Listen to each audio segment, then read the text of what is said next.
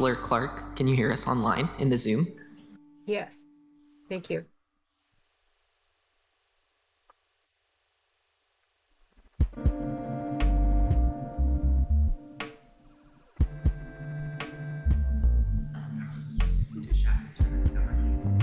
All right, good afternoon. Thank you for your patience. I call the meeting of the Governance Committee to order. It is Monday, October 20th at 2:43 p.m. Diego, will you please call the roll? Good afternoon. Clark, Here. Dunphy, Pirtle-Guinea, Ryan, Here. Koyama Lane. Here. In today's meeting, Craig, will you please read the statement of conduct? Absolutely. Welcome to this meeting of the Governance Committee. To testify before this committee in person or virtually, you must sign up in advance on the committee agenda at www.portland.gov/council/agenda/governance-committee or by calling 311. Information on engaging with the committee can be found at this link. Registration for virtual testimony closes 1 hour prior to the meeting. In-person testifiers must sign up before the agenda item is heard. If public testimony will be taken on an item, individuals may testify for 3 minutes unless the chair states otherwise. Your microphone will be muted when your time is over. The chair preserves order. Disruptive conduct such as shouting, refusing to conclude your testimony when your time is up, or interrupting others' testimony or committee deliberations will not be allowed. If you cause a disruption, a warning will be given. Further disruption will result in ejection from the meeting. Anyone who fails to leave once ejected is subject to arrest for trespass. Additionally, the committee may take a short recess and reconvene virtually. Your testimony should address the matter being considered. When testifying, state your name for the record. If you are a lobbyist, identify the organization you represent. Virtual testifiers should unmute themselves when the clerk calls your name. Thank you. Thank you. In today's meeting, the Governance Committee will approve minutes from our August and September meetings, consider a resolution outlining how items are designated to the council consent agenda, have an opportunity to discuss further the council policy process, and also discuss how council can set strategic priorities together. For some announcements, I will begin and then I will pass things over to my vice chair.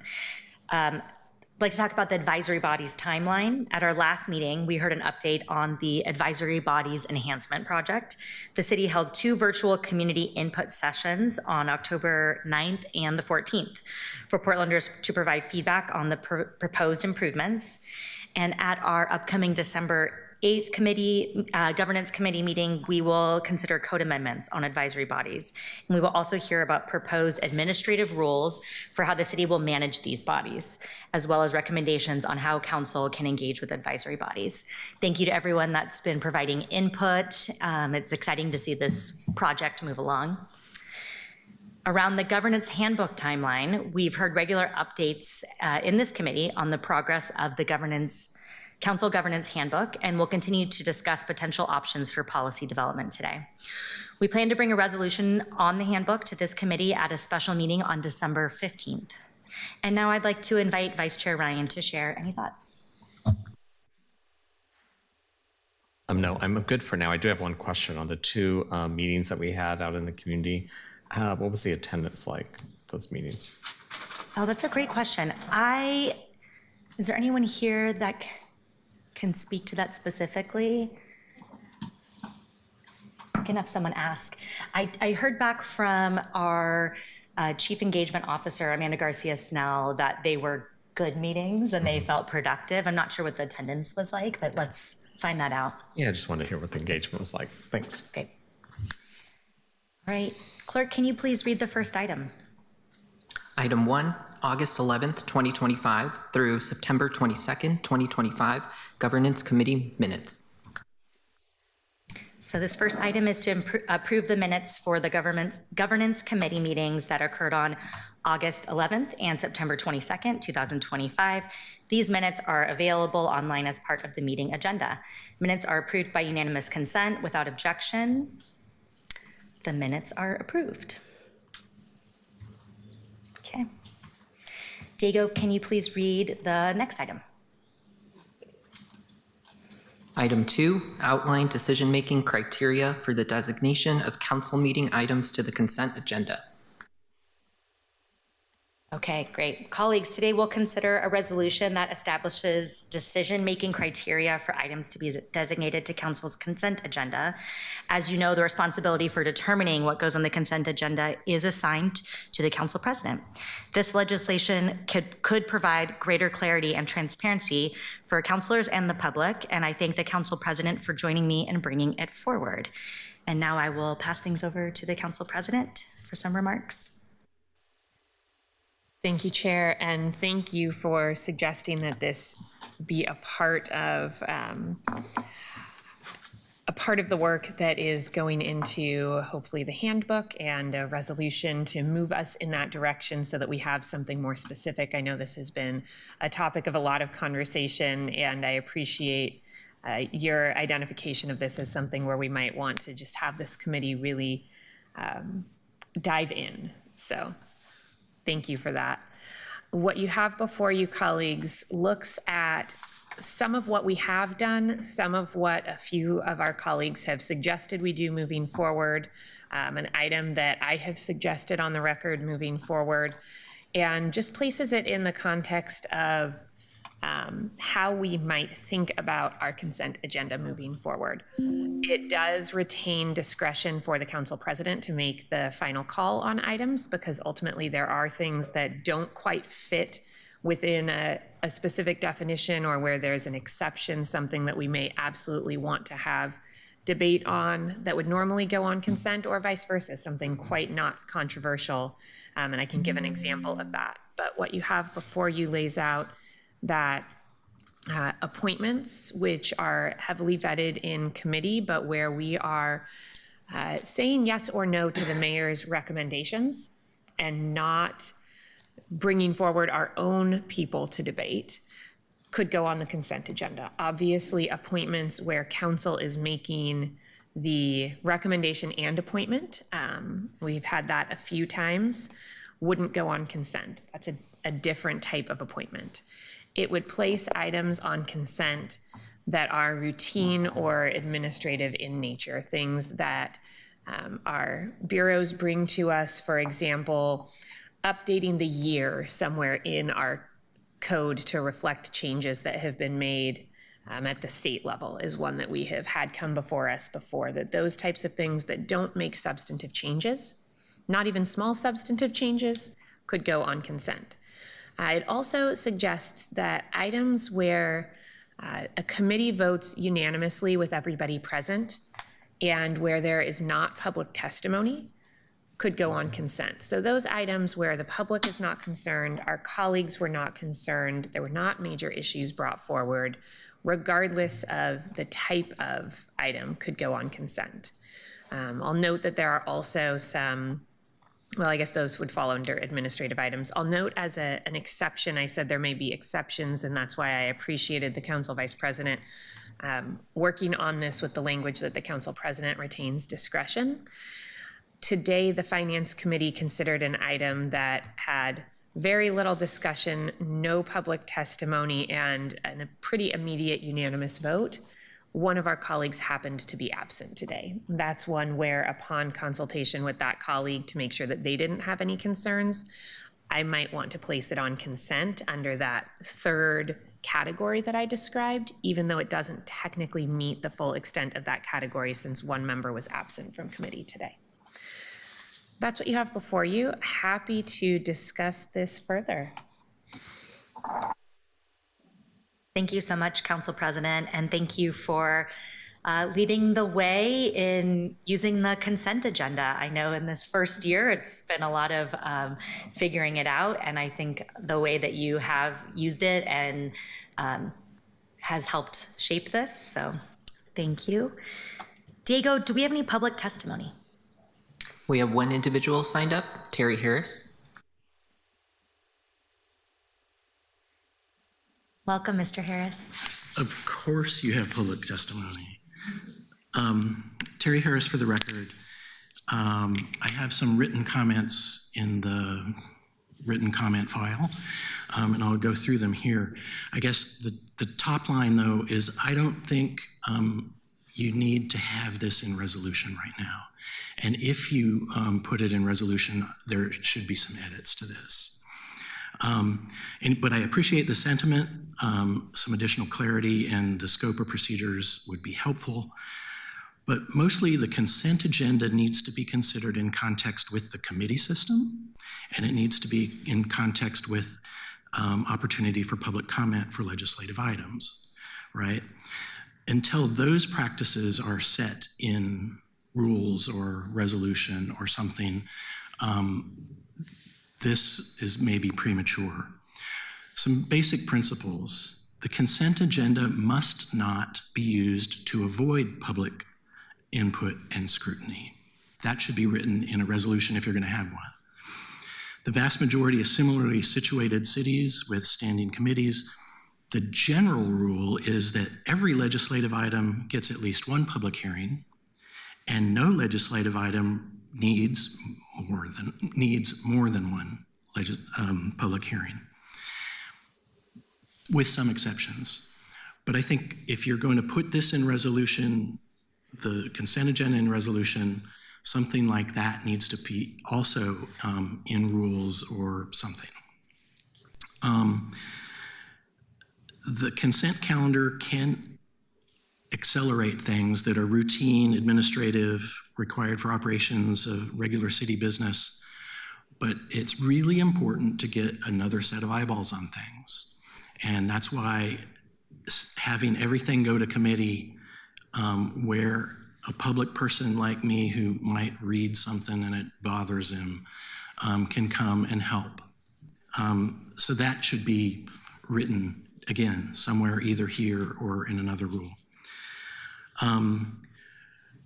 When you do that, I think you can go into city code and change out the code that says that any person can pull something from a consent calendar and leave that to be any counselor.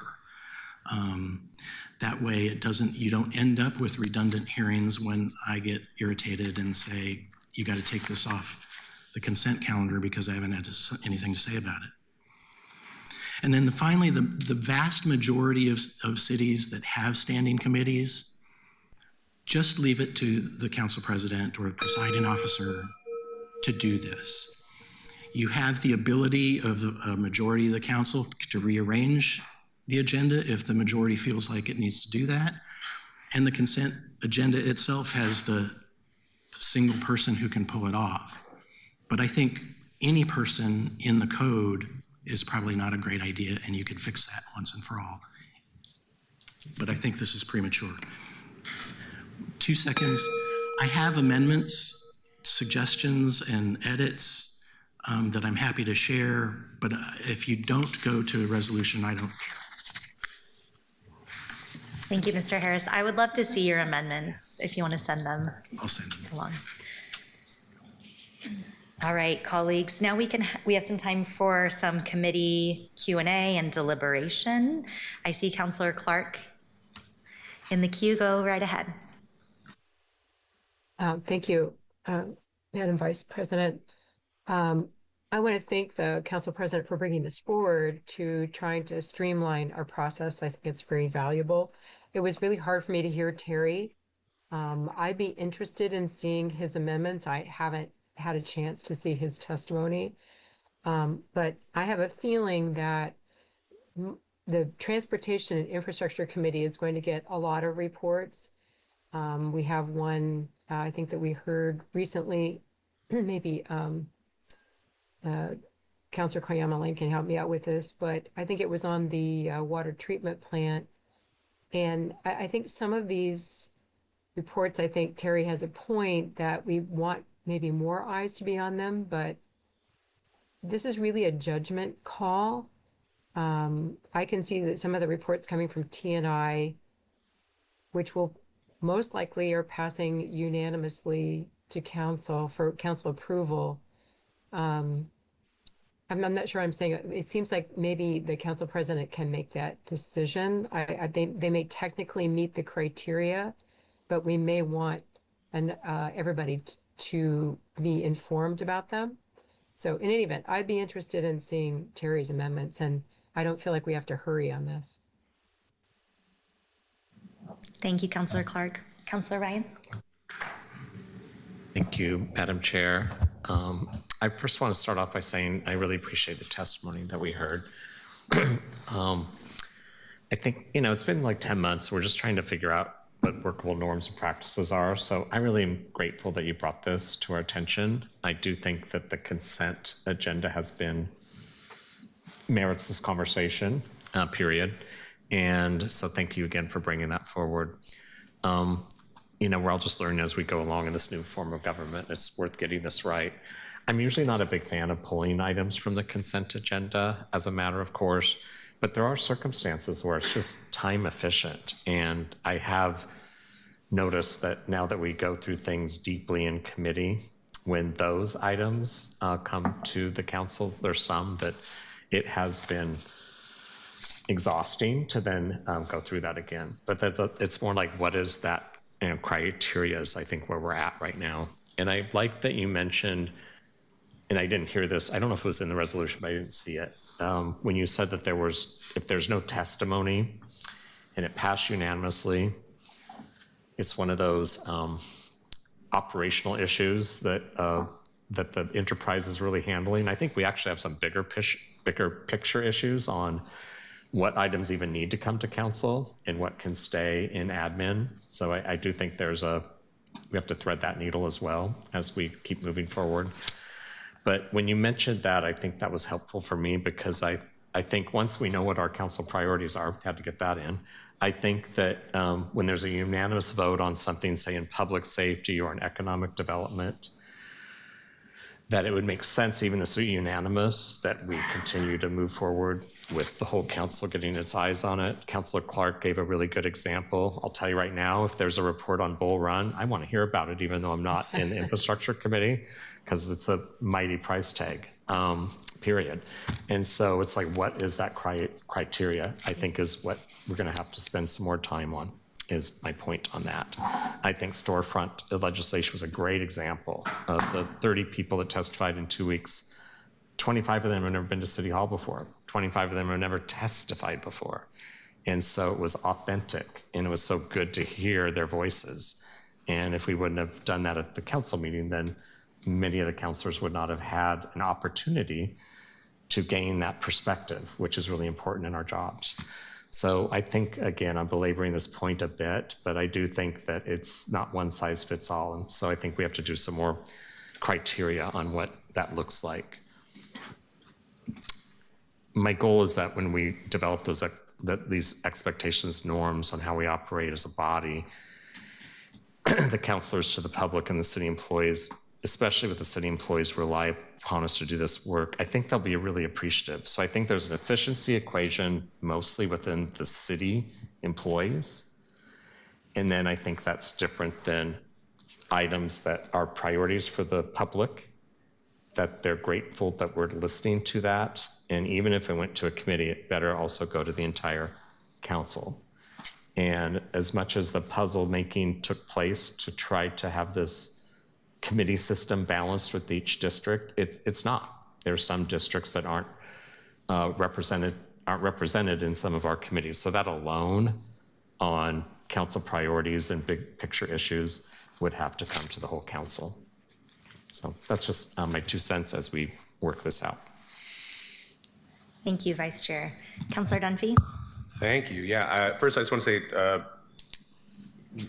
President Pertolgini, I appreciate the effort to get something that we all weigh in on and can actually have agreement, even if we don't all end up voting for it, like that the council has affirmatively said, this is the position, this is the direction, this is what policy looks like.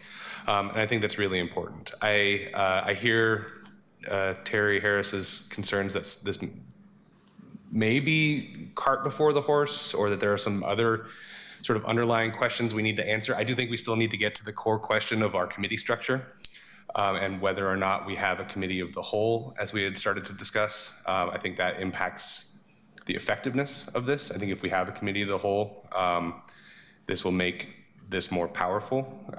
And as Councilor Ryan was saying, we'll have an opportunity for especially things like appointments for people to weigh in and do it in a more timely way. I think the way we have been doing sort of haphazardly pulling, well, some of our colleagues have been haphazardly pulling things from the agenda is really, especially for the appointments, it's trying on staff and on the volunteers who are signing up for committees and things. And I think we need to be able to give them more assurance and not play around as much. So I think that we're in the right direction. I'm supportive of the outline as it is written right now. And I think that I don't think there's anything necessarily fundamentally wrong with having this in place now as we also continue working these things. It's piecemeal. That's how these things are always going to be. It's never going to be comprehensive. So I think we're getting towards something that's far more defensible. Yeah, that's everything I have to say. Council President? Thank you, Chair. I really appreciate the feedback from Mr. Harris and my colleagues' thoughts. Councilor Ryan, the item, the be it resolved that says items referred to City Council by a council committee with unanimous approval of all committee members in consultation with the committee chair is where what I have said for my tenure in this position, I'm looking at things that didn't have public testimony, or maybe you have one person there as an expert to say, yes, this is good, the homework was done, but there's not debate through public testimony. We didn't include that in the drafting here because trying to figure out the exact criteria in a resolution seemed like a futile errand. And I think this gets to some of the other comments that you made, Councillor. This is a guide.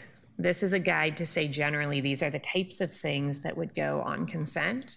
And here is the way that they would move forward, and the council president will ultimately have the final discretion to decide where things land on an agenda. And I hope that whoever the next council president is somebody who we can all trust to make that call. I hope that folks can trust me to make that call at least most of the time. I think that in consultation with the committee chair is important because that's where you have the opportunity to say, is this something where there was a lot of discussion? Is this something that's a priority to the committee? Is this something that's going to relate to 5 other things your committee brings forward? So we need to have this baseline discussion first. And I think both that and also the discretion to determine where items ultimately go within these guidelines are important for making sure that we still have, to your point, the ability to take something like Bull Run or like the storefront initiative and have that on the full council agenda to hear more public testimony, to have debate, to have that more individual vote. And there are things where we know that our colleagues want to have that more individual vote. I also think we have that release valve of any person. Maybe in the future we change that to any counselor, but certainly any counselor, and for now any person, has the ability to pull something off, so that if there was a council president who somebody didn't trust to make the right decision there, me or somebody else in the future, any counselor could say, no, this is actually really important, we want to pull it off. So I think what we're trying to capture here is what is the guide, without getting too specific, because there's just not a way to capture all of the criteria. I also want to note that in the conversations that I've had with our vice president about the handbook, I think that handbook is a collection of resolutions, capturing of past practice, capturing of best practices. There's a lot of different ways things feed into it.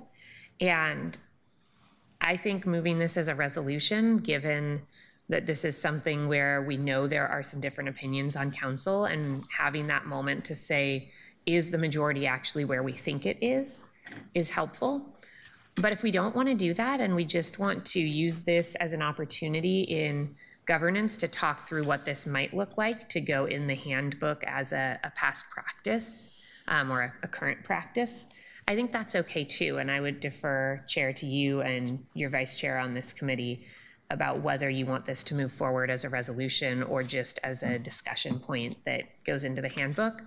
I do think that it's helpful to have this guidance in the handbook, and to Mr. Harris's point, there's other pieces that might go with this or might change what we do here in the future. And that handbook is something that we'll have the opportunity to update as we move forward and can always change to reflect changes to other parts of the code or other resolutions. That's all. All right, putting myself in the queue. Thank you, colleagues. It was great to hear all of your different thoughts there. I don't have a strong initial response to whether or not this needs to be a resolution. One of my questions about it being a resolution is there a real downside to making it a resolution? Other than it would be ideal if we had other things in place first. Are there other things we should consider that could be downsides? I agree with Council President that the idea, what I would appreciate about it being a resolution is that it would possibly carry more weight by just going from here to the full council and having a chance for councilors to discuss it rather than it just ending up in the handbook. I can see that being important for all of us to get a chance to weigh in together and to actually see through a vote if this is a direction that other councilors can support going. Yeah, now I'm also wondering where in the handbook would it fit, but I'm sure we could figure that out another time. And, you know, at times we talk about, or I've said, oh, I wish we had time to have a retreat. And I do think this is an example of we are creating some practices, norms, procedures as we go. And I really like the idea of having it saved and formalized in some sort of way for future years. And so we can really have it written down. There's a lot that Council President does that most people don't see. And there's a lot that I do get to see. And I know there's a lot that she does that I also don't see it. And it's beyond that. And so she has kind of set up some procedures and norms already for the consent agenda and would like for it to be something that is something that people can go back and look at. Yeah, for Mr. Harris, I believe was talking about changing it so it couldn't be any member of the public polling. I guess my question there is, is there a problem we're trying to solve? I, at this point, haven't seen a problem for members of the public polling it. Chair, can I note something on that Yeah. piece? I actually got a note that I saw as soon as I finished speaking, so I apologize from our city attorney that any person being able to pull something from consent is not only in code, but also in charter. Oh, great. So perhaps we don't follow through on conversations on that piece of Mr. Harris's testimony. Great. All right. Thank you. Those are some of my initial thoughts. Vice Chair Ryan. Yeah. I think the part of this that needs more conversation, and right now I couldn't support it until it has some changes, are two of the last three, be it resolved. The first one is be it further resolved, items referred to City Council by a council committee with unanimous approval of all committee members in consultation with the committee chair shall be designated. I think it would have to not be in consultation for me to support this. It would have to be with the approval of the committee chair. I'm really into shared leadership, and I think it allows it to be more shared.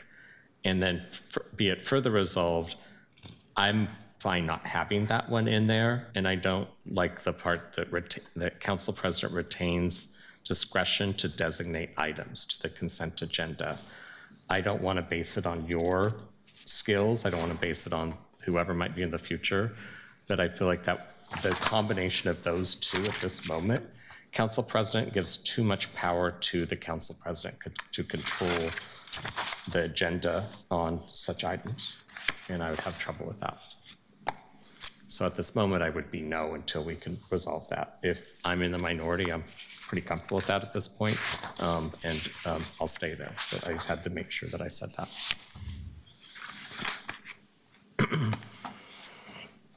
And I would agree that I think that the bigger picture of knowing what our council priorities are and then building committees that are more directly aligned with that is still, I think, a more urgent issue. I know we're talking about that later, but I had to mention that since it came up earlier. Is it okay if I ask you, Vice Chair, if you have a feeling if this should be in resolution form, or are you thinking it should stay more informal, maybe part of the handbook as a suggested procedure? I don't have a strong opinion on that right now. And again, I'm really clear that this needs to be discussed. I think our mystery right now on how we're operating in regards to these issues, especially the two that I mentioned, need to be daylighted. There needs to be more transparency and dialogue on it. So I'm just glad we're having the conversation at this moment. But if it was going to go to a vote, I just had to be clear that those two are problematic for me at this time. Okay. Councillor Dunphy? Yeah, Councillor Ryan's comments triggered something in the back of my brain as well. Specific to the, now I can't find it. Talking about how, is it even on here? Am I reading this wrong? We had mentioned the items that came without public testimony broadly, and just sort of demonstrating that, sometimes that is because an issue is non-controversial, and sometimes it's because we did a bad job as a city of getting information in front of people. So I just want to make sure that that is not, I guess, inherently codified in any sort of way that lack of comment isn't seen as consent. If it was something along the lines of divided testimony or something without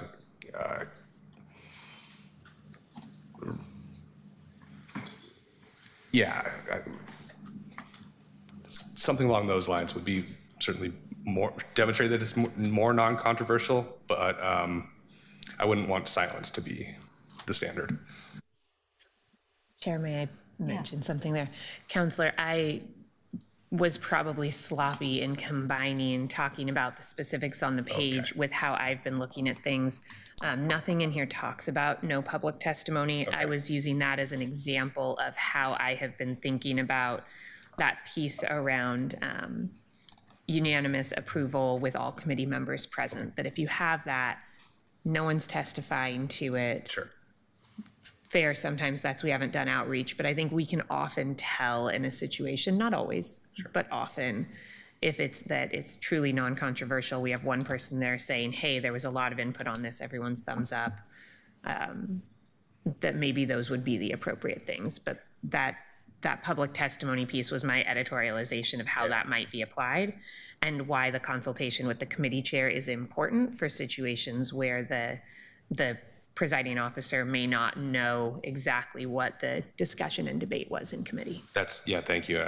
I knew it triggered something that hadn't been there before, so I was scrambling to read and I didn't find it, so that's why. That's why. Yeah, thank you. Councillor Dunphy, do you have any preference about this, if this is a resolution or not? No, I don't. I mean, I think it is important for us as a body of 12 to weigh in one way or the other. And I am a firm believer that even if I'm on the losing side of something, if the council speaks, that's the rules. That is the law. And it's my job to defend that. And we have these robust debates on purpose. So I think it does. I think we do need something for this council to weigh in on in a formal way. I do think that, well, so I guess that means I actually talked myself in. I do think it should be coming as a resolution, in fact.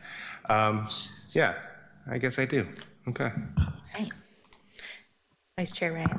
Yeah, this could turn into a friendly amendment or not, but I have a question for the council president who brought this resolution forward. In the two that I want edits from, when it says in consultation with, that means you have a conversation with the committee chair. So then the next one, you make it clear that irregardless of how that conversation went, you retain discretion to designate items. So it gives the council president control over the actual implementation, no matter how that conversation went down. And that's how I'm reading it. And that's what I'm not comfortable with. So can you tell me if I'm reading that right? So I want to frame this up by making the point, and I say this knowing that it's always a little awkward when I'm involved in these conversations as the sitting council president, but I do try to think about these things in the context of what would I want in the future from a different council president. Right now, the council president retains discretion to designate items to the consent agenda or not without any guidance from the council as a whole about how they might make that decision. So everything we do here is providing guidelines that currently don't exist, where the council president currently makes that decision with Is that in the charter? the creation. I don't know if I believe it's a combination of charter and code, but the creation of our agendas is set by the council president, including what goes on consent and what doesn't. So the goal here was to actually create some guidance from council for the council president on what that should look like. I will tell you that the reason that Council Vice President and I don't want to speak for you, so weigh in if this is not how you remember it, but what I remember us talking about when we added in consultation with the committee chair was that there could be those scenarios where there are things that the president doesn't know because they weren't in that committee, and it's important to have that conversation. And then including council president retains discretion, this can't be the only guidance. We can't capture every criteria.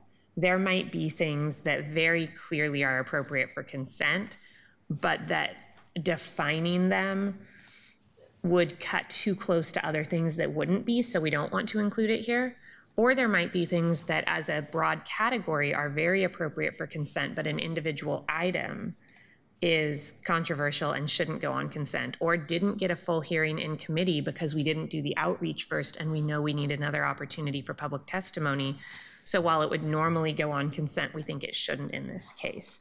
So I think given those types of scenarios, I would want to make sure that we include language here that allows the council president to make decisions even outside of this guidance on what to place on consent or not, because we can't capture every situation perfectly.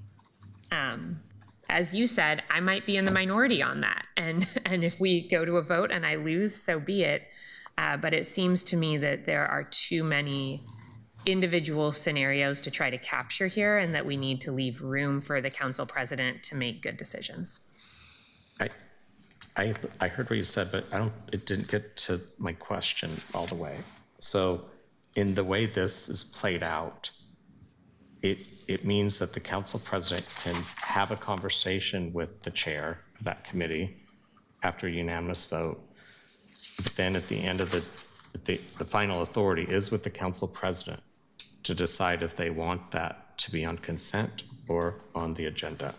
Yes and no. So you're right. yes. The way that these two Do the things, yes first, then the no. yeah, the way these two things read together, you are correct. The council president could have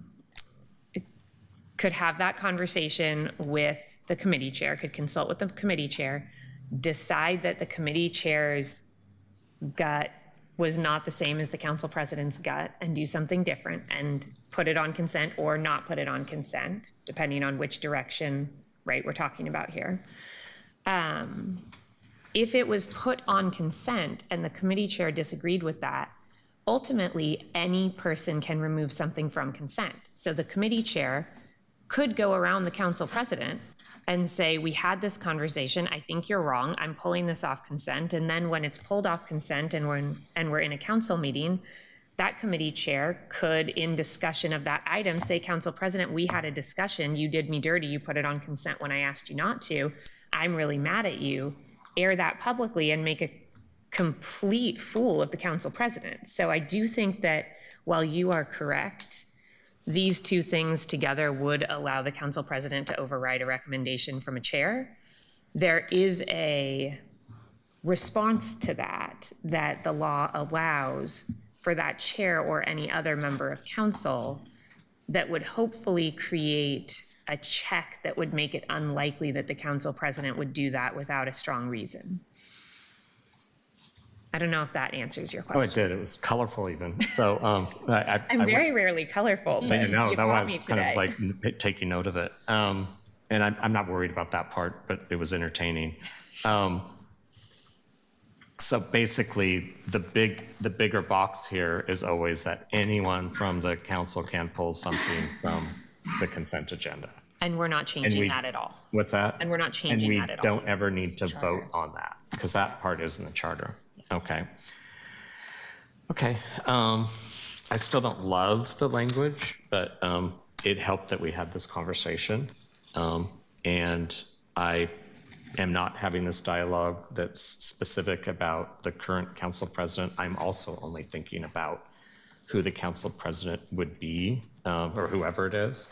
And I tend to really be comfortable with shared power. So that's probably why I'm speaking the way I am. Yeah. If I can just jump in now, I wanted to clarify that my office worked on this. I didn't want to correct anyone because I'm happy to share the work, but I also don't want this to be taken as council president brought this forward and specifically was trying to put in here that the council president retains discretion. I actually think even if we were to strike that part, it is just true that the council president holds power over agenda setting. So, and that's in code, right? So to me, it just feels like it's reiterating what's already the case. Is there a issue with taking that out? Yeah, I would love to hear thoughts about that. And then Councilor Ryan, a word that you said you would feel more comfortable instead of consultation was it agreement? Yeah, agreement or approval. Yeah, wondering if anyone has comments to either of those. That would make sense to change that if the next one says what it currently says. So that's why we had that exchange. And I think bigger picture, that since we've been doing this in January, we've had some debates and conversations about what we think's in the charter, what's not in the charter. Let's think of that veto, mayor veto. It was clear as mud, I think, to your average voter right now on what that was and how we're implementing it. And I do believe on council president authority, there's been less dialogue with the public on what that is and what it is not. So I would say these are all very fresh conversations about how we're building this new form of government. So I don't really, I'm not that comfortable saying that that's in code for the council president, because it's not that clear to anyone on what's in code for the council president's authority in the charter or in the code. We haven't had that dialogue.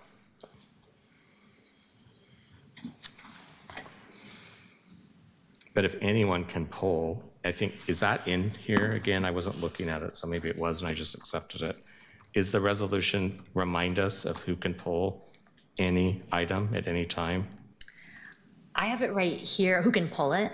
Yeah. Section 2-127 talks about consent agenda. But and is it that's in the resolution language? The city charter. I don't believe it's referenced. So we keep referencing something that's not in the current resolution. You would prefer to have that actually stated as stated in 2-127 in the. Yes, since it's been referenced as the backstop a couple times, then I think it's would be more transparent in legislation if it was mentioned again. If it's not mentioned in this, I didn't focus on it. I was focused obviously on the two that I mentioned. So adding back in who can pull, If in fact adding in. that would be a friendly amendment, I would ask for the council president who brought this forward, because you've referenced it a couple times. So I want to go back to Council Vice President's office worked on this. I want to make sure that credit is going to her staff team also. But I think that we could add a whereas, Council Vice President, if that's something you'd be interested in. Maybe the second to last, we talk about city code provides for different agenda types, different actions, and then before, whereas the criteria for designating items to consent agenda has been assigned, or actually maybe right after that, whereas the criteria for designating items to the consent agenda has been assigned to the office of the council president, and whereas city code, was it 2217? Yeah. 2127 allows for any person to remove an item from the consent agenda, now therefore. I think if that provides more clarity for what we're doing. Yeah, since it was mentioned a couple of times, and has legal already looked at this? Looking at Aubrey from my office, no, because it's a resolution. Correct. Oh, Can you just repeat what the amendment was again, or the proposal? You want me to do that, or do you want to? Yeah. Sure, go. Okay, so adding a whereas as the new last whereas, so that it would say, and whereas Portland City Code, and we'll get the right section, and actually it's in the charter, so we might even go back to the charter. So Portland's charter section, Portland City Code section allow for any person to remove an item from the consent agenda. And when we say person, we mean counselor. Charter allows for any person to remove an item from the consent agenda. It does not specify just counselors. I don't know if there's ever been a challenge to what person means and how that reads in context. I certainly wouldn't propose one. Council President, would you be open to that being right before the last whereas? Because this technically is referencing City Code 3.02.03, which is in here, but then that would be a little bit more explicit. Absolutely. I think that was the original location, and then I changed my mind. So happy to go back to that. Does that work for Aubrey and Craig, or what, one or both of you? Okay.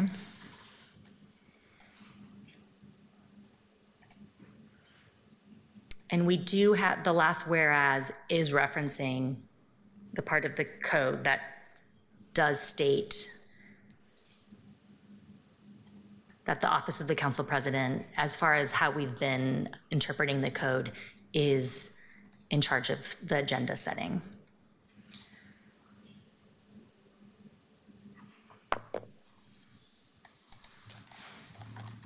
Are there any more suggestions about? curious, were those codes passed at the end of the last council when we had like a boatload of codes that they rammed down us? I believe it was, but then we readopted them in January. Is that correct? I think that this was part of that conversation in Okay. January. So this is the first time this has been daylighted. Well, it was part of the discussion that we had in January as this council, and daylighted it there as well. Okay. I'm not sure if the It didn't original stick, I'm changes- sorry. No, that's okay. I'm not sure if the original changes that you all adopted as the last commission, how many of those, obviously those were all created by the transition team, and I'm not sure how many of those came out of direct recommendations from the community body and how many of those came from staff and where this one lied. Yeah, same. I don't know either.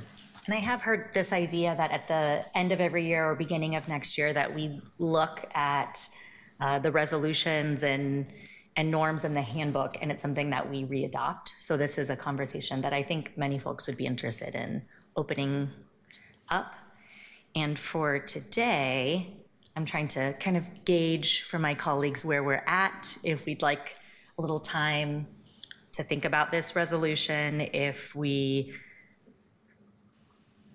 are ready to move it forward possibly and have it be part of a broader conversation with all of our colleagues.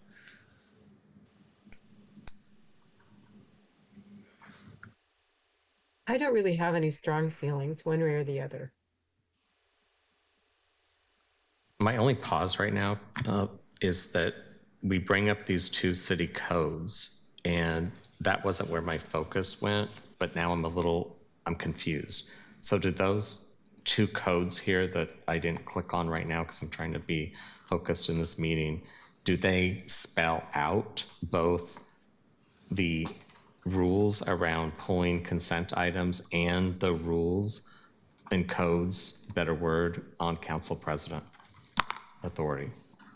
Is that why those two codes are in here? But I did not hear that mentioned until we got into this. 3.02020 discusses the council agenda and how items are submitted to the council agenda and what sorts of items are on the council agenda, including the regular agenda, the consent agenda, time certain items, 9/12 items, etc. 3.02030, I believe, is the other section that is referenced there. And that is council actions. So that speaks to not how does this get on the agenda, but what can we do with things once they are on the agenda. And again, it goes through what can we do with emergency ordinances, franchise ordinances, resolutions, reports, consent agenda, etc. So it's the procedure for how we take those items up once they're on the agenda. So then this is necessary to add what we're talking about. It didn't get covered in those two. It is not covered in those two, and I think that if it is... Just want to make sure I hate clutter, so, yeah. All right, that was my question. I wanted to make sure we weren't adding something that wasn't necessary, but it is necessary. Council Vice President, I do think that we should include the charter reference, not just the code reference. Great. Agreed. And Aubrey from my office, who drafted this, is willing to come up if we have any questions for her.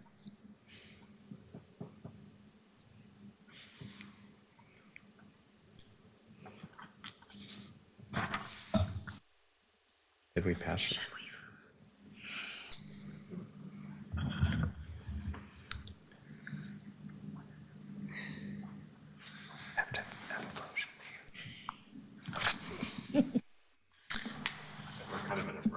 Yeah, Council Vice President, I'll just say, I like where this conversation is going. I like these amendments and additions and new references, but I would like to see that before I vote on it. So I think rather than moving this forward today, I think it would be better if we schedule this maybe for our next one and just have a quick check-in about that and see where it landed.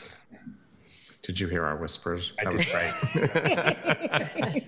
I think that's where We're in the same that's the right direction to go. And I think my team has the information that we need about where you all are at and are happy to have more conversations and hear more feedback if that is helpful. All right. Thank you, colleagues. Clerk, can you please read the next item? Item 3, discussion follow-up for the council policy process. Great. All right, colleagues, thank you for the thoughtful discussion at our last meeting on how we can provide pathways for counselors to get input and maybe some support on policy development from city staff. Today, we'll hear a brief presentation from both Aubrey and Craig expanding on what they shared at the last meeting. And then we'll take the most of the rest of our time in discussion with ourselves. And the goal here is to create a process that meets counselors' needs while also honoring and respecting staff time and resources, and ultimately leads to more effective policy through increased collaboration between our city's legislative and executive branches. I know that we have many electeds and we're all kind of doing things a little bit differently. And even if we don't end up with a clear process that everyone's going to use, I do think that there's some value in talking through these different options. Right? I am happy to pass it over to Aubrey and Craig now. Thanks for being here. Great, thank you so much, Counselor. For the record, my name is Aubrey Chen, she, her pronouns. I'm a council aide with Vice President Koyama Lane's office. And I'm Craig Cook, he, him pronouns. I am a council policy analyst with council operations. So very briefly, this is a follow-up to the conversation we had on Monday in the Governance Committee on October 6th. This is a follow-up to the Council Governance Handbook update, or Council policy process item. Briefly, in terms of this conversation, we'll briefly recap some of what we went over in the presentation during the last committee session. We'll provide some of the information requested regarding different options, alternatives, and analysis of other cities and their operations, both here in Oregon, and I believe it was requested to look at other cities around the country, like Minneapolis. And then we'll take some more time to discuss our rationale, proposal, and reasoning. Cool. So first off, this chart should look familiar to everyone. This is from the previous presentation outlining the current policy process here at the city. Very basically, we look through issue identification. We typically move into that policy research and drafting stage where individual offices take different approaches to engaging subject matter expertise and sort of career staff at the city side to engage in that process. After that research and drafting stage, we typically move to technical review, then it goes through a policy referral process, into a committee meeting, and then into a council meeting. Looking at this current process, we identified several key challenges that we're facing from the city council side. I know there's an expression of a frustration around access to experts and the want to develop a process for accessing the city's professional and technical expertise. We were also joined by Councillor Canal, who spoke a little bit about the political influence component and concerns about the perception of political influence on that access to professional expertise process. We also heard from city administration, city staff, frustrations around sort of unclear policy directions set by council from policy proposals that are not informed by subject matter expertise. There were also concerns about capacity prioritization and the turnaround time on report requests. As part of those challenges, what we proposed is an implementation of an additional step, a resource request staff authorization component to our policy process, with a proposal that council on council offices, which are a policy idea with council operations, to coordinate with the city administration in order to determine and sort of prioritize that staff allocation and authorization to collaborate with council offices. Additionally, through that conversation, we mentioned that this process was an optional one. We wanted to give flexibility for council offices to continue doing their work, but also provide a little bit of guidance in terms of addressing those key challenges. We also wanted to make sure we clarified expectations and provided clear expectations for city administration and career staff, and address the bottleneck and resource allocation conflict between city council and city administration. That issue of who should be, what items should be prioritized and how. Who should be treated most equally, I believe, was the term. Recapping that conversation, there was a request to look into different processes for other cities. What I wanted to reference is several other cities here in the state of Oregon. In the city of Salem, for example, if staff assistance is requested, typically an issue or policy issue is raised at a regular meeting. If that request necessitates more than 1 hour of staff time, that project must be approved by council. If less, the request is directed to the city manager for approval. The city of Eugene follows a 2-hour rule. If a request will take more than 2 hours of staff time, that request must be approved by a vote by the full council. If less, that request can be directed to the city manager for approval. I also looked at other cities, both large and small. Looking into the city of Aurora, requests for information go to department heads. And notably, department heads will not initiate any action or prepare any report that is significant in nature or initiate any project or study without the approval of the majority of the city council. If we look into, in terms of the guidance from the League of Oregon Cities, for example, their standard template drafting manual for council rules and procedures includes a stated sort of limit to the amount of individual inquiries and requests for information from staff, and to make sure we limit those to things that could be readily answered as part of a staff member's day-to-day responsibilities. That standard template guidance includes the following as well. Questions of a more complex nature shall be directed to the city administrator. Questions from individual members of the council requiring significant time or resources, 2 hours or more is what is suggested, shall normally require approval of the council. Also notably, it also shares this best practice, which is that Members of the council shall share any information obtained from staff with the entire council to make sure that all council has that benefit of that information. Thank you, Aubrey. Another request that we had was to look beyond Oregon and specifically at the city of Minneapolis. You on this committee have heard a number of times about the Minneapolis model. It's a very similar structure of government to Portland. And so in Minneapolis, they really divide this into 3 different categories. The first is informal requests. Those are made from council offices directly to department heads. They are less than 5 hours of staff time that do not interrupt normal operations. The administration can request a legislative directive if they determine that the informal request is beyond scope. So if it would take more than 5 hours of staff time or would interrupt their normal business operations.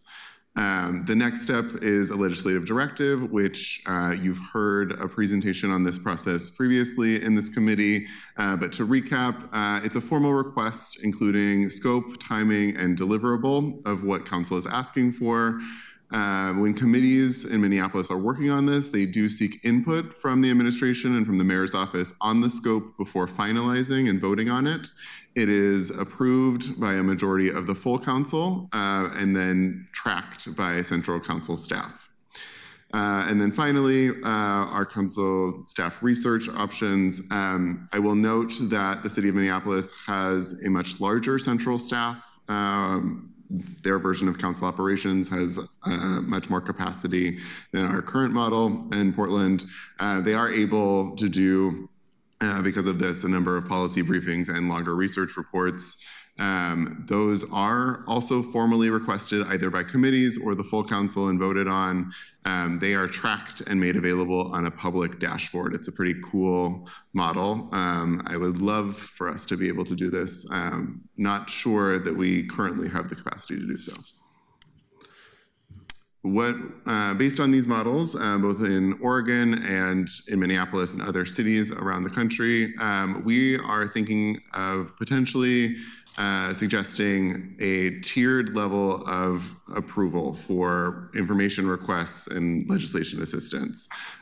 So these would be approved at 3 different levels. The simplest would be approved just directly by council office. It would be what you normally are doing now, just going directly to the administration with whatever questions you may have.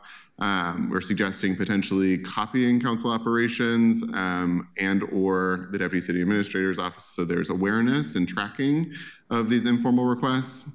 The next step would be similar to the Minneapolis model, a legislative directive. Council ops could help council offices prepare the scope, timing, and deliverable. Rather than following the Minneapolis model, we are suggesting that this would be approved on the committee level rather than going to full council. For procedure reasons, it would make it go faster. It would still require drafters to show that they did have support from at least one council committee, but they wouldn't necessarily have to bring it to full council. And then the final step is what already exists in our structure today, which is the possibility of passing a resolution that goes through committee and council approval and directs the administration to do something. There have been several examples of how this council has done that with Councilor Ryan's storefront legislation. That's one example of a resolution doing so. So in this system, the info and briefing requests would be quick informational items or a feasibility review. If you've already drafted your legislation, it's just getting sort of that stamp of feasibility approval from the administrative side. The administration would retain the authority if it did go beyond that scope to ask for a legislative directive.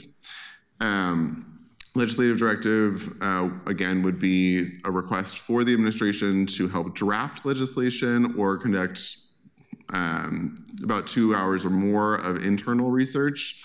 And council ops would help committees draft those scopes, deliverables, and timelines for the committee review and approval.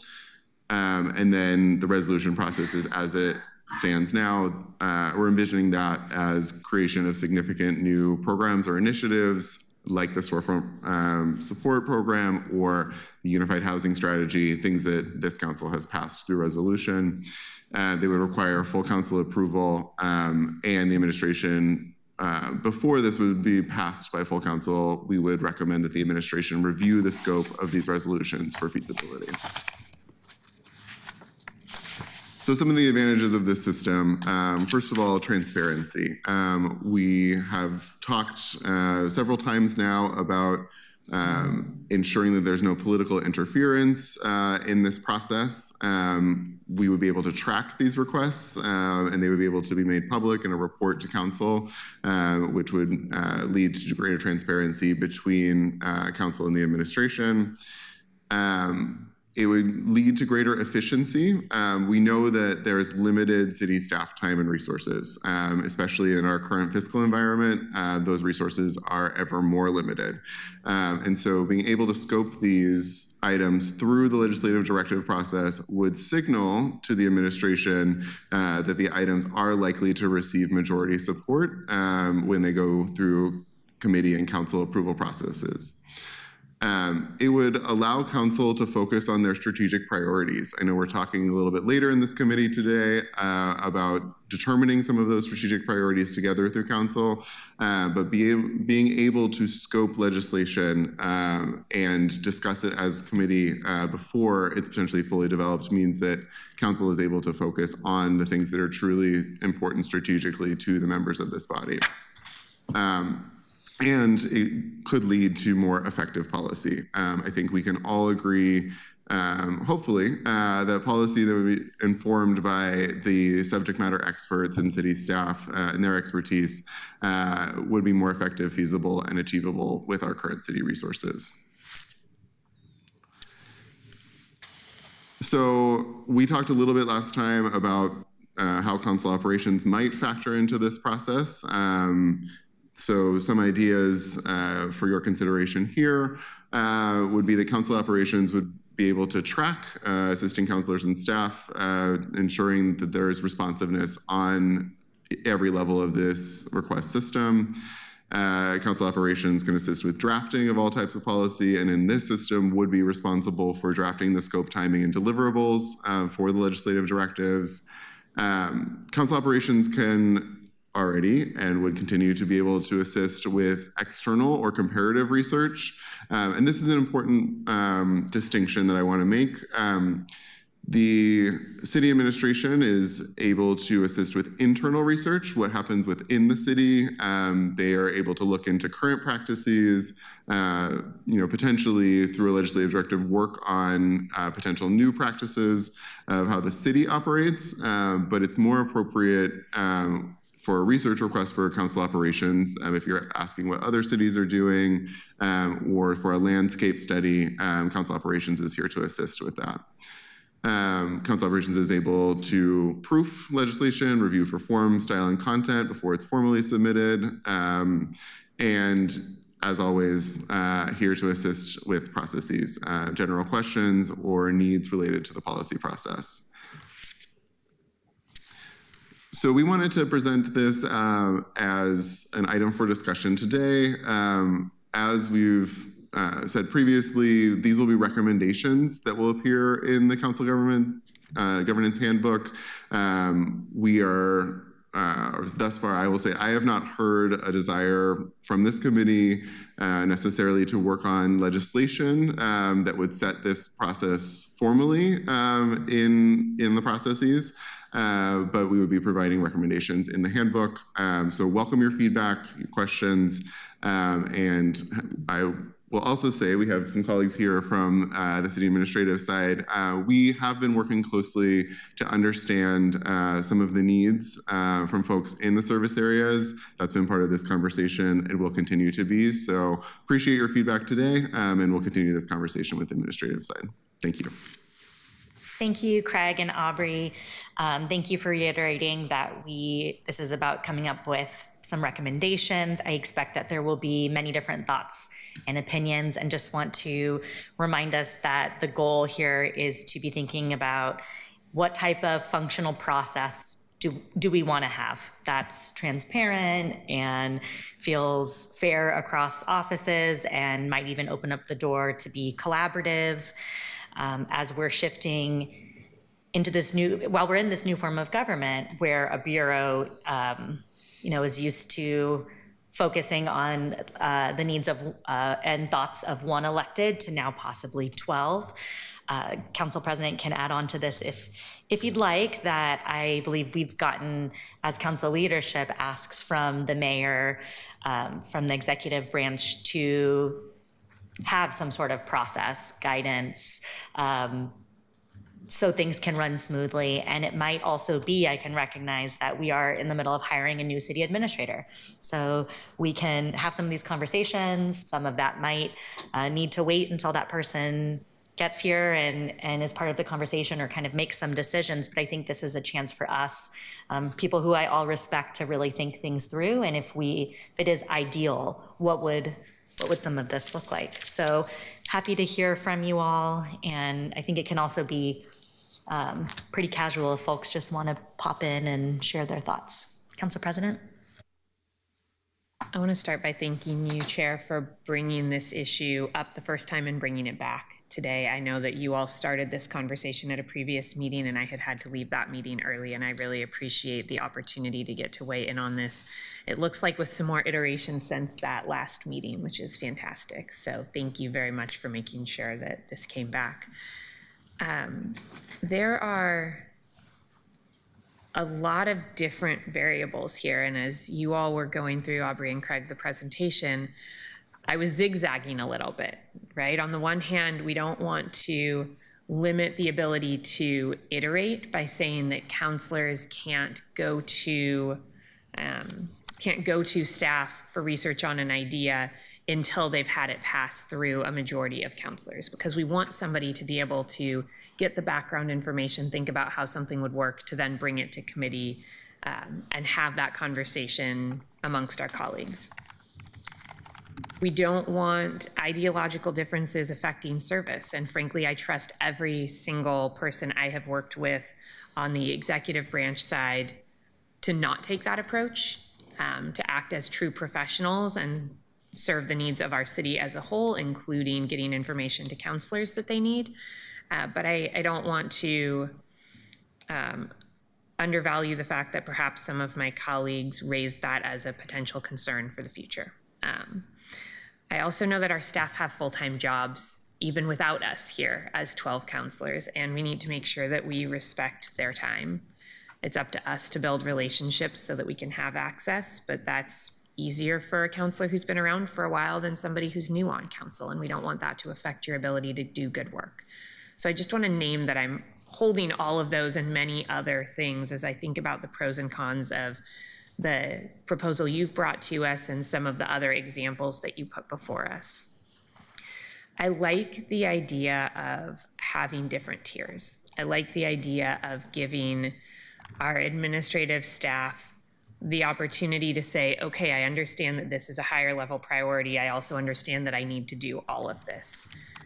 As the council vice president said, the mayor has asked us to think about how we can limit the incoming to our administrative staff, right? They have full-time jobs even without us. That's important for us to all remember. And the mayor has suggested things like something from his office saying, yes, this had the input of the experts in the city, and this one didn't, that might influence us in our voting and influence us to tell our colleagues sometimes to go back and make sure that something works or to ask deeper questions of the administration. I think we need a way to create a filter that doesn't limit our ability to do our work, but that also respects professionals in the administrative side. As I look at the three-tiered approach that you brought forward, and like I said, I really like this idea. These are priorities. This came from council as a resolution. These came from a council office. You still need to respond to this. It's informational, it's important. It's what will lead to the next piece of legislation or the next resolution, but it can't override the resolution council has passed. I'm a little bit concerned, though, that the bar for a legislative directive is too low. If I, as a counselor, have an idea and I want to talk to the administration about how I might form it into the best policy possible. That might take a couple of meetings. That might be more than 2 hours of work. And I have two ideas here. The first is that we could raise the bar for what counts as an informational or briefing request versus a legislative directive, so that something coming from an individual counselor could take a little more time. The second proposal, though, is the idea of a set number of priorities where perhaps legislative directives are anything that comes from a committee, or each counselor has a set number of legislative directives style asks that they could have each year to suggest as their priorities, so that this 2 hours of research rule, I can't bring forward 20 things that require that unless I get a legislative directive through a committee, but I could individually, without going through a committee, bring forward, say, 5 a year, or whatever the right number is that I think is somewhere between 2 and 20. So that's another way that we might approach it, is there's an info or briefing request. Council, you get as many of those as you want. There are legislative directives and priority counselor requests. As many legislative directives as a committee wants, limited number of priority legislative requests from individuals, and then resolutions. My thought as I look at this also, I credit to my staff for thinking through some ideas on how we approach this as well, and how we might combine some things that work in other places, some of the work you have done, thinking about what works here.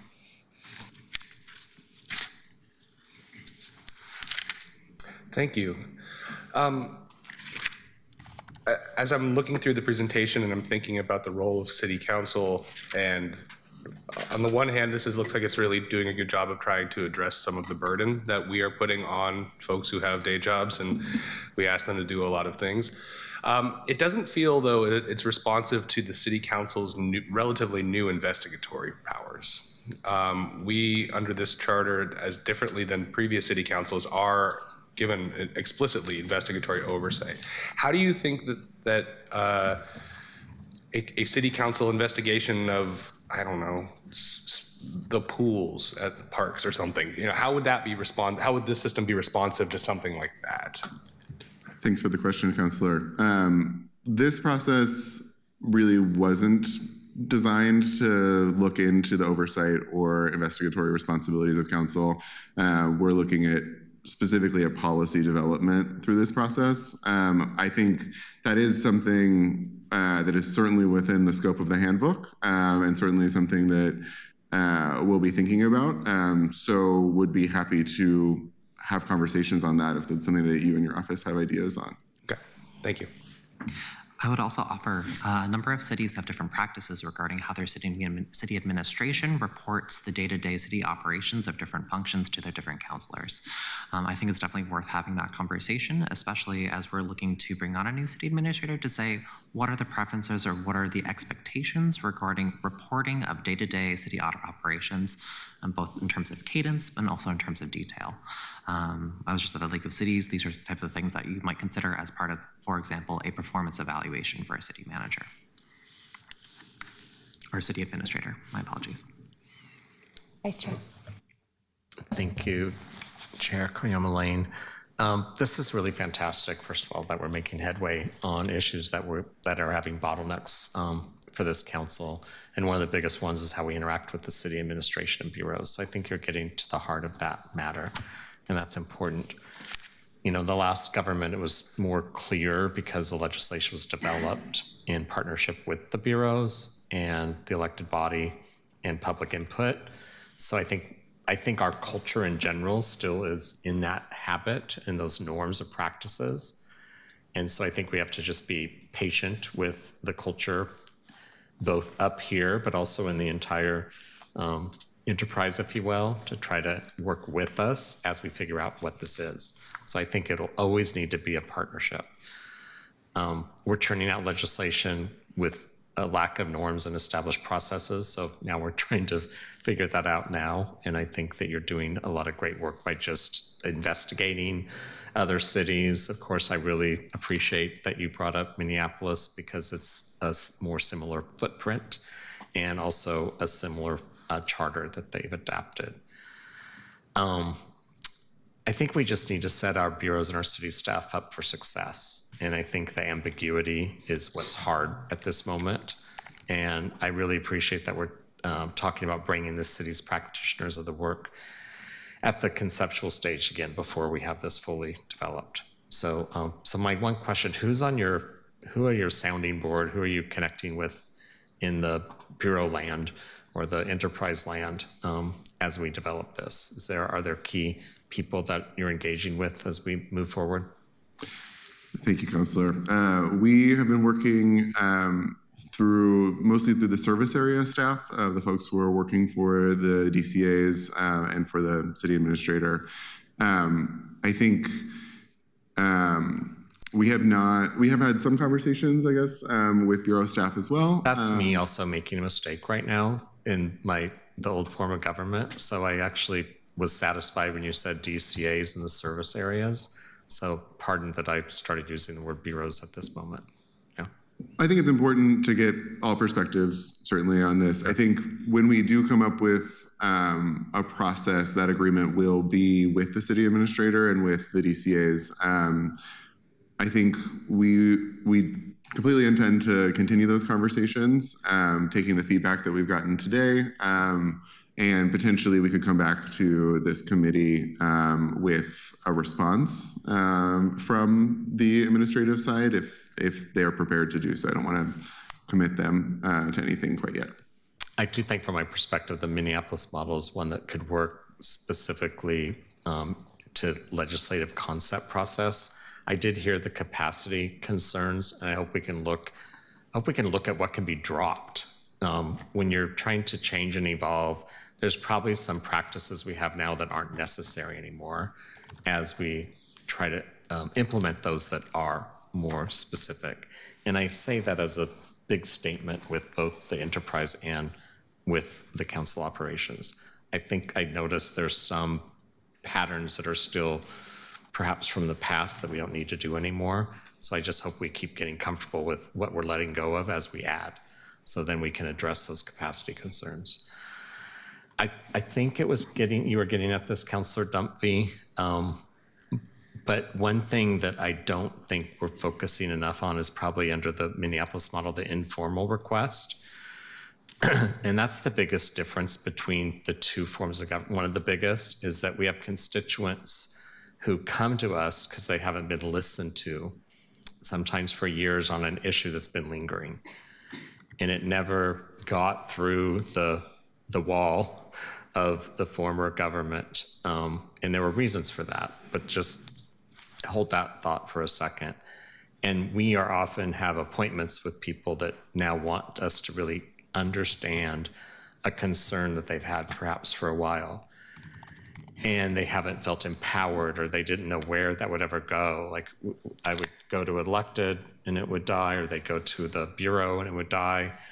And now they see us as performing a role that advocates with them if we think that it really is unfair and they deserve better response than they've received on a said item. Whether it's a lingering traffic issue, I think PBOT has those all the time. The silence from the city when they thought something was supposed to happen and then it just stopped moving and they don't get a very good understanding of why. So there's all these informal requests. I'm not the only one that has meetings with constituents that bring up these types of issues. And I do think in community-facing government that we are supposed to have now, I think we're spending way too much time in City Hall, but when we're out there listening to our constituents, those type of issues come up overwhelmingly. And I want to know how to work with that and how to take that. I think that I'm learning how to go forward as an effective regional, if you will, northeast facing legislator. And I think that there's a lot of clumsiness right now with how we interact with the constituents as kind of a connector, if you will, and our enterprise. And that's the word I'm using because it was given to me by the mayor and Michael Jordan. So I think that remains an area that could continue to, I just want to continue to daylight that. Yeah, and I think we might be seen, just like when you were a commissioner, trust me, when you brought that to a bureau, some of those issues, it wasn't always welcomed. So this isn't new. And there's always that I will outlast you thing from a bureaucrat when you're dealing with an elected who just might not be there after the next election. So maybe this will go away. And I'm daylighting that because that's reality. And so now in this form of government, I think it's becoming more obvious that that's one of our roles. And so I think the informal request in Minneapolis is getting at that. But I do think we haven't had enough conversation on that topic, if you will. Councilor, thank you for raising that. Minneapolis does use the informal request process for constituent services. But I certainly hear what you're saying, and I think we can do some more research on what a constituent service system could look like and work with our partners in the administration to better understand how we can connect you as electeds and your constituents to the administrative side. I appreciate that. And I think this gets more at the heart of the matter of why a lot of Portlanders have voiced in polls of their dissatisfaction at times is the customer service in general is what a lot of their complaints are. Their expense to live here has gone up and their services have gone down, if I could summarize. And so they want us to help with that and to hear that pain and to advocate for them. It's one of the things that in this form of government where we decide to have 3 people represent the same geographic area, where the 3 people can not worry about ideology, but just look at some basic customer services that need to improve from the city, which is really what local government's supposed to do anyway. And so I think it allows us to work more in that shared partnership that they were seeking when they voted yes on this. So I think it gets to a lot of issues that we have to keep talking about. Thanks. Go ahead, Council President.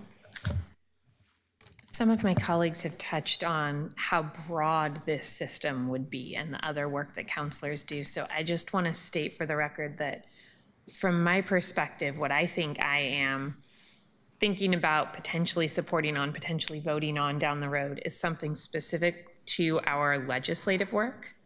As counselors, we have a constituent services role, and I hope that my staff can continue to call leaders within service areas and even bureaus on occasion when that's appropriate on constituent services needs as needed without limit. I have a role in oversight, and I hope and assume that any committee I serve on or chair in the future could call the administration in to talk about a program and its outcomes in my oversight role without limitation, regardless of this system we put into place. I have a role in translating what government does and communicating to Portlanders what we're doing. And I hope that in order to have the information I need to fulfill that role, I could call up a service area or, again, as appropriate, a bureau to have a casual, quick conversation about how something's working so I can translate that at any time. And if we need to, in the future, think about processes and limitations for those things because it's too much, we should talk about that. I would have a lot of concerns about limiting my ability to function in any of those roles. I do think with what we've seen, with what we've heard from the administration, asking us to prioritize within our legislative role could make sense. And that is, I hope, the only piece of our work as counselors that we're talking about with this system, from my perspective. Thank you for that clarification. Yes, that is correct. This process is designed to govern the legislative drafting process and is not focused on general communications or oversight of this of the executive and administration.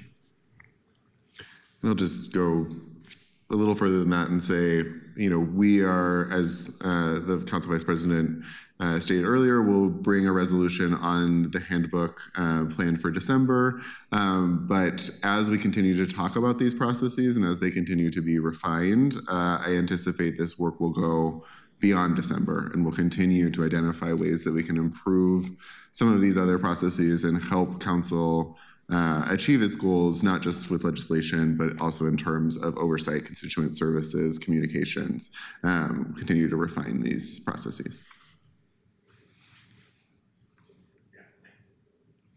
I want to add, I appreciate the dialogue that the council president brought up. I never want to be in the role of thinking because I'm elected, I can parachute in and fix something. I want to repeat, I don't want to just fix a micro issue.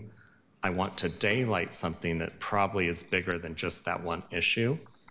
And I would rather see that this is a micro example of a practice that could improve, and we're daylighting that for the enterprise.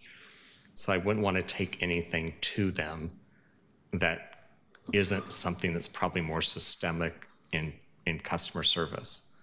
So I think we could be perceived as being unhinged if we just, every time there was a complaint, we went to the enterprise person and said, we're getting this complaint, please fix it. Like, I don't want to ever be that person, because I respect the capacity that's built in the city to address that, and they might be blindsided to a pattern that we're exposing. I hope that made sense. Like, we're here to be helpful to improve the services, but that doesn't mean that we get to just pick little micro ones that might not be about something bigger. That makes sense? Mm-hmm. Yes.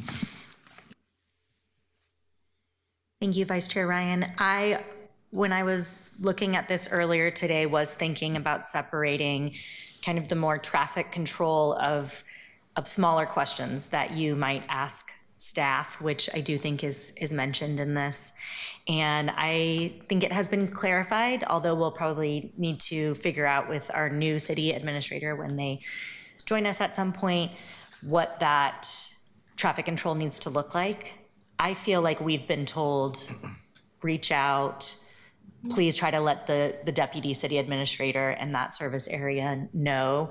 And this really is more about how to, when you're working on legislation, how to work with the executive side, how to work with city employees or city staff in a way that works for them. And if I'm honest, I'm very grateful to see what some other cities have in place.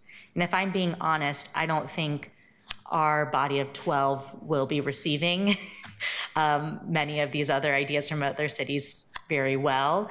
I think that a lot of these processes might be seen as losing access or might be seen as being restrictive. And that might be where we're at. I could be wrong. I think at the lowest level, some clarity for counselors that might feel good and might be a step towards this is having it really written out clearly what to expect when you are making legislation in terms of timeline. How long will a legal review take? How long should you expect a code review to take? How long should the financial budget analysis take, and who to go to? I wonder if approaching it as like, here's a guide to help you when you're working on legislation. And at the same time, I do think at some point being able to come back to this, it does feel like an equity issue for me, for people who hopefully will be in these seats as electeds one day who haven't been part of drafting and creating legislation. I do think we should be able to have something that we can hand to someone when they say, so how do you do this? It doesn't have to be, set in stone and code, but just here's an option. You can identify an issue, and then here's how you can ask for help. And I'll just say, speaking as someone that was kind of asking in January, so how do you do this exactly? What's the process? And what we see right now is different offices kind of finding their own way. Councilor Dunphy, go ahead. Yeah, thank you. I suspect this may be a future installation within the handbook, but I do think it is important to sort of what Councilor Ryan was saying, to differentiate between the responsibilities of constituent services versus legislating. And I always view these things as 50,000-foot level and then the 5-foot level. I want to make sure that the 50,000-foot level isn't preventing us from being able to do some of the work that is at the 5-foot level. I actually disagree with Councilor Ryan that I do want to be able to swoop in sometimes and be able to fix things, because if these systems worked as they were needed, then there wouldn't be as much of a responsibility for elected officials to be there. But sometimes it does require an elected official to come in and say, hey, the conditions on this do not work, and the decision maker who is in this is not in a position to be able to do X, Y, and Z. I think some best practices around that, I've stepped in it a couple of times by forwarding an email thread to an internal communications and CCing the constituent. That's bad. I shouldn't have done that. But to help future city councilors understand, what the limit of that is, and keeping that in mind, because I prioritize both of those responsibilities equally in my office. And so I think that they will hopefully inform each other in this future handbook as we're getting closer to being done. So that's all. I just want to add, I actually do agree with you on that. My point wasn't that I don't want that to be the only way. Sure. And I don't want it to be like that just got fixed and then I get to be okay with it. Sure. Because usually when you bring up something like that, it's bigger than just that issue. So I think our job is to help the administration look at the bigger picture and how that could be a practice that could be, that could multiply, and it could change the practices that are currently there. That's what I'm getting at. I feel like in a dysfunctional organization, you do it like that. You just keep plugging up the holes, and I don't want us to be that way, and you don't either. So it's like, how can that example multiply and ripple out in a more systemic way? There's some examples I can think of specifically about like fixing our frontage improvement requirements, right? That's going to be a long responsibility. We all want to have legally compliant curb cuts and plenty of trees, but also when a small nonprofit is trying to open up an all-ages music venue in North Portland and they get hit with an additional $30,000 bill from the city that they weren't expecting, I think it's totally okay for us to be able to say, hey, what can we do to try and figure this out? That isn't calling a question to whether or not we should have curbs that work, but rather for this specific circumstance, how flexible can we make the rules? And I just want to make sure we aren't removing that flexibility by defining what we can do on the front side. Thank you, councilors. I think we're ready to head into the next item. Diego, can you please read the last item? Item 4, discussion on process to determine council strategic interests. Thank you so much, Craig and Aubrey. And I should have said right before that, I think my office will follow up with you all on what you think what makes sense for next steps. An option is we can bring the mayor or city administrator to come speak to us about this. We can keep thinking about if we have more we would like to discuss, think about if there's something we would like to include at all on this in this handbook, or wait. Okay. I want to thank Vice Chair Ryan for your commitment to bringing forward discussion on how council can determine strategic shared interests, and would like to pass things over to you now. Well, thank you, Chair Kiama Lane. Clearly I've been speaking about this for months, so you also might be sick of it, and how we can continue to come together with a clear shared priorities and objectives.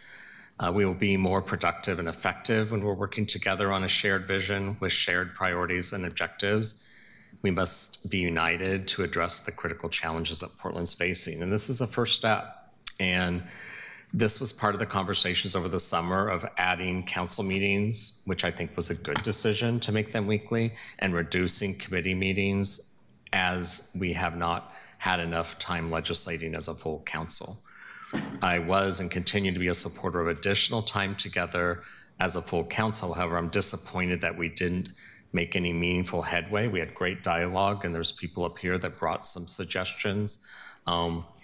And I do think that we need to keep looking for more efficiencies with our committees. And it's something we still have to consider. We just did no action there. Our actions have resulted, however, in more than half of the weekly schedule obligated to council and committee meetings, which is not reasonable. This expectation of this new government was also formed so that councilors had more access to our constituents, being out of City Hall and in our district on the streets and in our parks. This balance of meetings versus community time is really not working personally for me, and I still want us to have that conversation. And I do look to the council president to give us direction on that. As such, the main point of today's agenda is to bring forward the proposal to establish an annual strategic priority setting process. Again, we are defining this new form of government as we go, and we must take the time to be diligent and thoughtful about what we need as an elective body to do our best work for the people of Portland. During an established period of time each year, committees would be suspended and time repurposed with the intention of a full council setting these strategic priorities and objectives to shape the efforts of the council and frame legislative priorities. This process would provide transparency and accountability for the public as well to each other. We know that we have different people on the council over time, and could be an annual process and will assist in revising and reflecting evolving priorities as this council evolves. This to me is essential in what a functional non-partisan elected body looks like. I'm planning to work with the council vice president to bring forward a resolution shortly, and this committee's input will help shape that. So that's the biggest way of framing this. I heard that it was too difficult for people to understand how we would suspend the committees at the time we were having this discussion. I think around the beginning of the calendar year, since that's when new people are sworn in, when we look at leadership of the council, would be the opportunity to have that type of higher elevation of dialogue. And I'll own the fact that trying to do that during the middle of the year, right after a very challenging budget session, which will be every year, it didn't get the momentum that I was hoping it would. I'm bringing it back with some more reflection that we could consider this again as more of a standard operating procedure of the council in agreement with the voters of Portland, that they know that this council is not just reacting, but is actually clear with its vision on what our top priorities are. Go ahead, Councillor Dunphy. Thanks. Councillor Ryan, how are you envisioning practically this sort of working? Are you imagining that it would be a list of the top 10 issues, or is the number not as important as the number of people who can vote for it? If this council, I would say, certainly has some divisions, but I would say only in Portland would we say there's actually any real ideological spectrum. Are you looking for would you imagine unanimity being the goal? Or if we only get two things that we all agree on, is that it? And does that limit us from being able to talk about other things that are important, but maybe not on the priority list? Could you just say a little more, like how do you imagine we get from here to there? It'd be important to start with a conversation and actually have a meeting focused on this. We haven't had that meeting. And so in the last council, granted there were 5 people, not 12, we had that conversation, and we had that conversation a couple times, and it was really helpful. We had it when a new group came in 2021, and we had it again at the beginning of 2023, and it was helpful, and it helped the then presiding officer of the meeting make decisions on how to prioritize agendas. And actually, to earlier points, what could be on consent, what should be more of a dialogue, what would have more community engagement. And I think we're missing the fact that we just haven't had that conversation. So and you were talking about numbers. I'm not attached to that right Sure. now. I'm just trying to get us to a place where we actually have it. I do think strategic usually means focus, and less is more. So that's my personal opinion on that. My thought, and sort of that's popping into my head initially, is that I think what I hear every single day should and is a top priority for this council is homelessness, right? But the city, historically, we're a sticks and bricks kind of organization. We're not supposed to be the ones who are actually focusing on solving homelessness, because most of that is service focused. So if a future city council, or this city council now, said that homelessness is our number one response, our number one shared priority, but it is sort of outside of the scope of what the city traditionally does, is that okay? I mean, similarly, could a future city council say that baseball is our top priority, even though we aren't necessarily, in that line of business? Do you think that there are bookends to this or limits on what you would want to see? I think there's a Venn diagram on shared priorities with shared local jurisdictions in the state. So I think that you can have a priority that you share with another jurisdiction, regardless of what the IGA looks like. Those can always be adaptable as well. And so I think you bring up, when you said baseball, to me, that's economic development is clearly an issue. I will probably go hard for that as being one of our priorities, since we have a revenue problem, and because of our economic challenges, we have less revenue coming into the city's general fund. Right. And if we don't focus on that, I don't know how we'll ever pay for any of these priorities. So I guess from, I'm trying to phrase this properly, trying to get the thought into my brain. I'm thinking out loud with you, so Yeah. don't overthink it. Okay. I think that for a lot of these things, we could sort of zoom out a step and say, baseball is economic development. Economic development fits well into the service areas, it fits into the work we do. I wonder, though, I worry that there may be situations where we just sort of find ourselves with the same 5 sort of priorities again, and they sort of loosely align with our 5 service areas.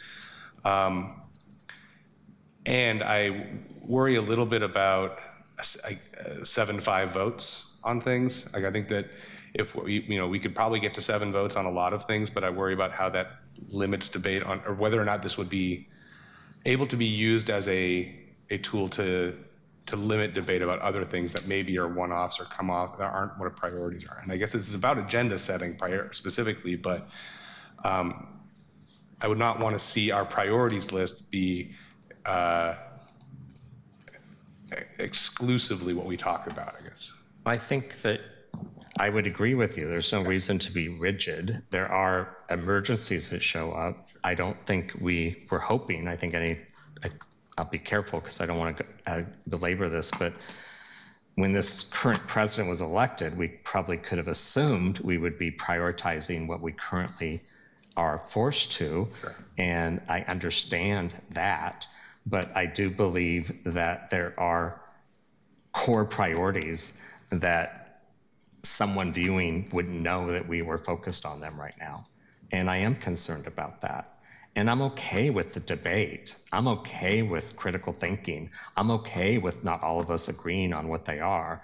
I just don't like to be muzzled to not have what I think would be a very common sense dialogue for the city of Portland to listen to, that these are the people that you elected to focus on a city that needs us to be pretty focused right now on some key priorities. That's all. Thank you, both of you. I have confirmed that with support staff that we can go over a few minutes. Council President, did you want to hop I'll in? be very quick. I just want to make sure to say a couple of things so that as you and the Vice Chair think about where to go from here, I've got a few thoughts out there. I think that having a shared vision with shared priorities and objectives, as you stated, Councilor Ryan, is a great thing to have. I also will take the example that Councilor Dunphy brought up. While everybody on this council might say that homelessness is a top priority, I think that the solutions some of our colleagues would propose are not only not the same solutions, but might be solutions that point in opposite directions. So as we think about a shared vision and shared priorities and objectives, that's harder to get to than shared priorities alone. And I just want to make sure that as we think about what we're building, that we acknowledge that sometimes we all agree on a problem, but have not just different but competing ideas for how to solve it. And that's reality.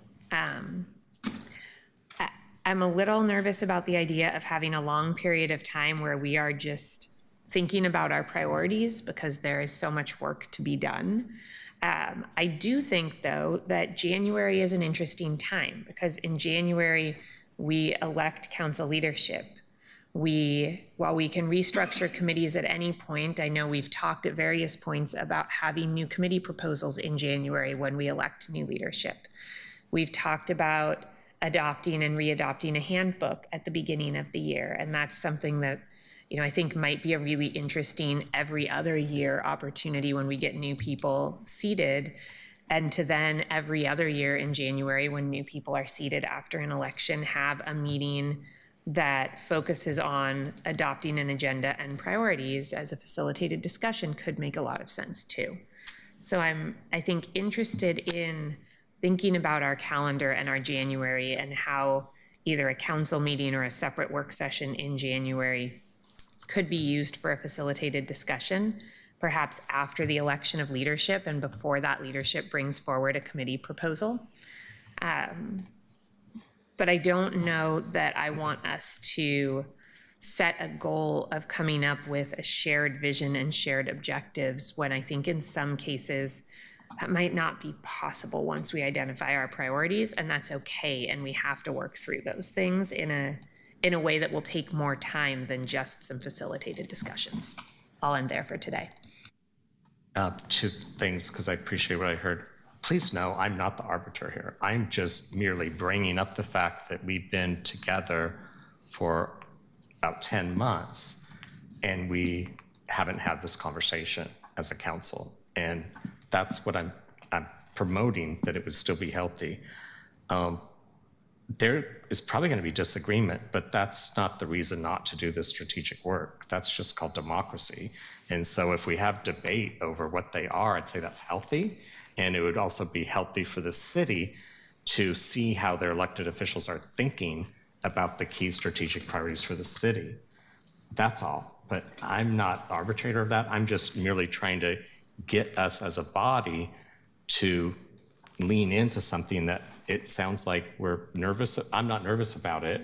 Some of you might be, but I think it's important for us to have this type of transparency for the voters and the residents of Portland.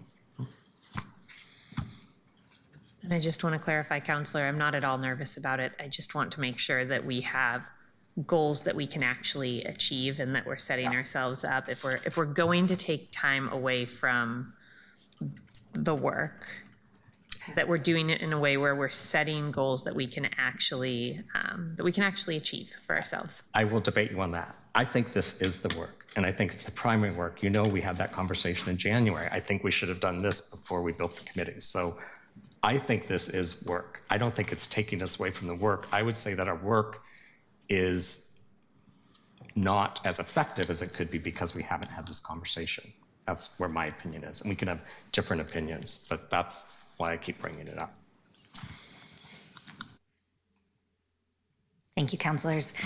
I was excited to hear about this just this morning, some of the specifics. While I think, when it happens, how many goals we have, I think those things can be discussed. You won't be surprised that I love the idea of us coming together to do some shared work. I think this could also be a bit of a retreat.